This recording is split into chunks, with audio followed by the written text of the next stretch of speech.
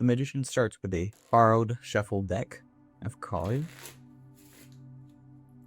and then has the spectator choose any card. So let's say picked this one right here. Got it? So now we'll push that in there and put it in the middle of the deck. Alright, now we'll just give it a couple of cuts.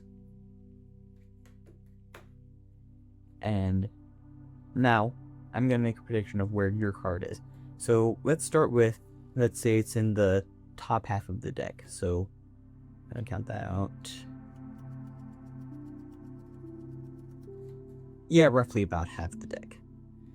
So now we'll give this a couple of cuts. And now I'll make an even more precise prediction, and that is your card is one of the top 5 of this pack. So I'll flip these over and I'll go through, look for your card. I would say don't react, but I'm talking to a camera right now and I can't get any tells from you through a camera. So I'll just go through and look for the card that was selected.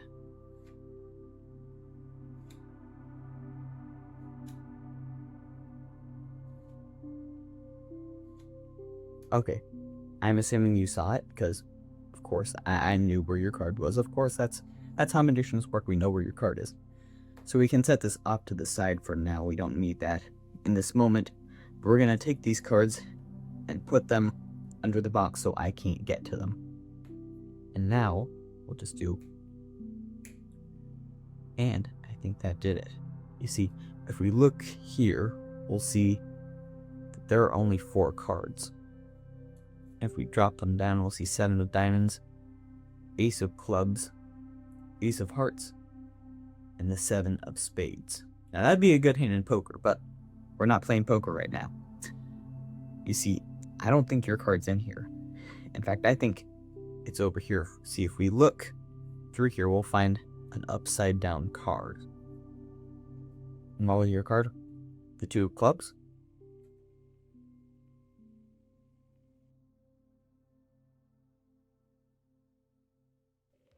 So this is one of my favorite tricks. You can actually use a borrowed or shuffled deck of cards.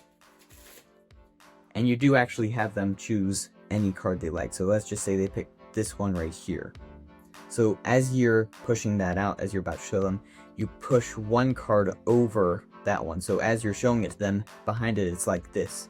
So you're doing this, but there's one card over it. That way, when you push it down like this, there's already one card above it, and this is some random card. We don't know what that is. Let me just put that one in the middle, which leaves their selected card on top. We can then do a couple of false cuts. What I did is I pushed the top part of the deck off, hit the 2 halves of the deck together, and then put them back in the exact same order they were in. It looks pretty convincing, and that works. You then riffle through and say that you think their card is in the top half of the deck. So you riffle through to about halfway through, and then you just deal down 3 cards, and on the 4th card you out jog it a little bit. That way you know where the 3rd card is. Then you just act like you're making sure it's about half. You don't need to count, because that doesn't really matter here.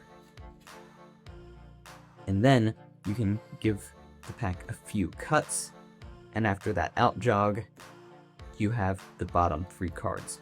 Now what this does is it puts the selected card 3rd from the top. And this is helpful because you know exactly the position of their card.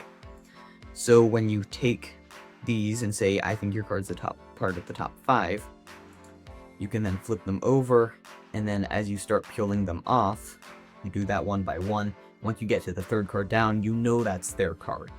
So you peel that off and get a pinky break under it.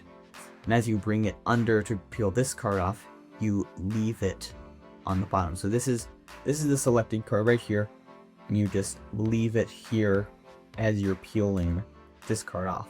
And that covers it, because if you just leave it and then pull it off, you're going to see a different card on here. But as you're peeling it off, it covers it. Then you can put this half of the deck on here with that upside down card. And this is already 4 cards, so you can have a spectator hold on to it like this, but like I said, I'm in a room alone talking to a camera, so you can just put it under a box. You can then take those 4 cards after doing some sort of whatever you're gonna do there, and then show that there are only 4 cards. You can then deal them down one by one, showing that the selected card isn't in here. Then you can spread through the deck, and you'll find that there's an upside down card, and it is the spectator selected card. Pretty cool, right? Please like and subscribe.